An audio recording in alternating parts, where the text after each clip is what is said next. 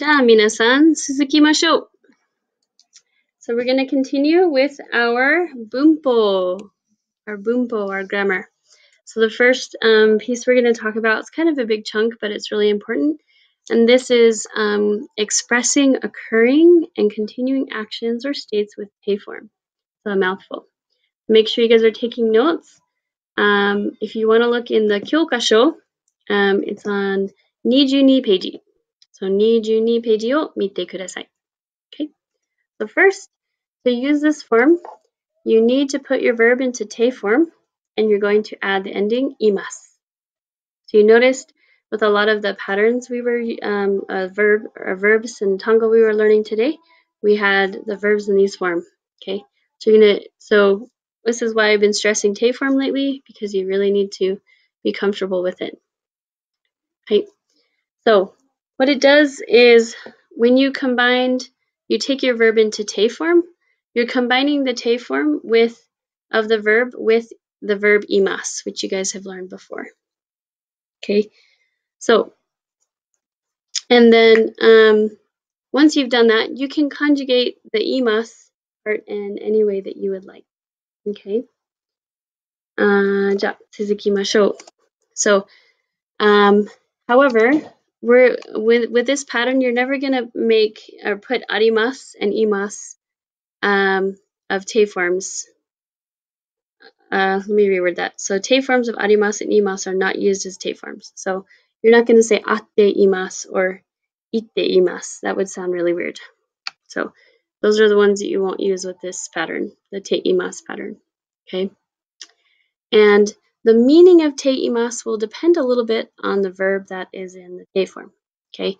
And the main idea here is that te imasu helps express occurring states and continuing actions. So let's look at some examples to help you understand. So first, verbs using the te plus imasu form may mean that an action is not, was, or was not occurring or continuing. So something to point out, and that'll kind of simplify this for you a little bit, is that the te imasu form in a lot of ways is like taking your verb and putting it in ing form. So you notice our sentences here. So if we say nonde imasu, is drinking. So I can say miruku wo nonde imasu. I am drinking milk. Okay, or nonde imasen. I am not drinking milk. So maybe someone's looking at me. What are you doing? I'm not drinking milk. Miruku wo nonde imasen yo. Okay. If you want to say that someone was drinking, right, you could say nonde imashita. And wasn't drinking would be nonde imasen deshita. Okay. Now, again, please feel free. If you need to stop the video or pause it or rewind it, you can always do that and review something if you don't get it. So again, the basic thing here is that usually, as you see in English, we're putting our verb into an ing form, and we can put it in any tense as well. Let's go ahead and move on to our next slide. Okay. Another example that you're going to see a lot in this particular lesson of what te imasu means. So here it says, as a result of an action, a state exists. Okay, so often verbs that do not express continuity cannot take on this meaning. Okay, so what does that really mean? Those are a bunch of big words. Well, for example, we have our verb here, sumimasu, at the top, which means will live. So when it's in mas form like this, it means will live. However, if you're currently living and existing, you're going to want to say sunde imasu, right? That's going to mean that you live, reside, that you are living or residing, okay? That it's something, it's a continuing state that hasn't changed, right? It's something that continues on, right? Another example, right, is our verb kekkon shimasu, will marry.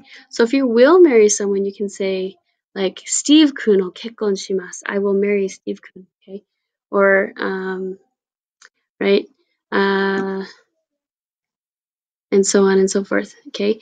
If you're already married, you're going to go ahead and say kekkon shiteimasu, that you are married. You're already in the state of being married. So as you can see, it's very important for these types of verbs You want to be clear about whether you will be married or if you're already married.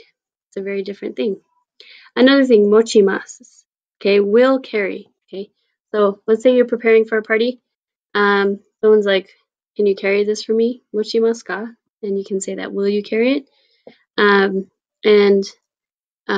If someone says, "Where's the cookies?" and you can say, "Motte imasu yo." I'm carrying them.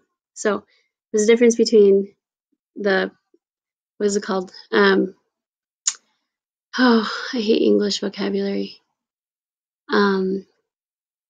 Future tense, is that the word I want to use? And the ing tense. Okay. Again, we also have tsutomemasu, to be employed. So maybe you haven't gotten the job yet, but you're going to get the job, you haven't started, versus tsutometeimasu, you already employed. And then shinimasu, this is an important one. Minasan wa itsuka shinimasu yo. Someday everyone will die, right? Shinimasu. Okay, if someone is dead, then you're going to say shindeimasu. So that is a state that you will be in, so you need to use the shindeimasu pattern. Okay, and then another really good one that we use with this is the verb shirimasu. Okay, so if you're going to get to know something or know someone, you can say shirimasu. If you know it, then of course we're going to say shiteimasu. Now, really important, don't forget this. The negative of shiteimasu is not shiteimasen, but shirimasen. Just shirimasen. So you will never ever say shiteimasen. That just sounds really bizarre. So you're never going to use that. Okay, so keep that in mind. So hopefully this is making sense. And again, I'm going to come over and check on you guys and just follow up and see if there's any clarification I need to give. But let's move on. Let's look at some of our examples from here. So our first one says, Ima nani o shite imasu ka? Ima nani o shite imasu ka? So what do you think that means? Take a second and think about it. Ima nani o shite imasu ka? So that's going to mean, right now, what are you doing? Right? So we take our verb to do and we're now putting it in our ing form, right? So what are you doing? So, and let's say the person replies and they say, O hiru gohan o tabete imasu. O hiru gohan o tabete imasu. So what are they doing? They are eating lunch. Okay, let's look at some more. Ane wa kekkon shite imasu. Ane wa kekkon shite imasu.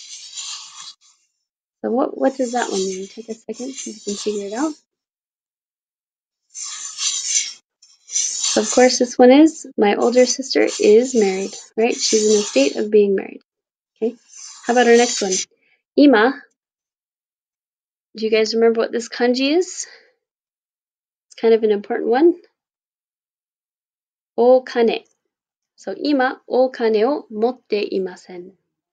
Ima o-kane o motte imasen. So what's happening here? Right now, I do not have any money, right? Person does not have any money. Kanashii desu ne. Hai, and tsugi. Kono hito o shite imasu ka? This is a really good phrase to use. Kono hito o shite imasu ka? So this one's going to say, what is kono hito again? This person. O shite imasu ka? What does shite imasu mean again? This is our verb to know. So, do you know this person? Very good. And if you didn't know, of course, remember we can't say shite imasen, so we're going to say iie shirimasen. Iie shirimasen. Okay, so I hope these models have helped you out a little bit.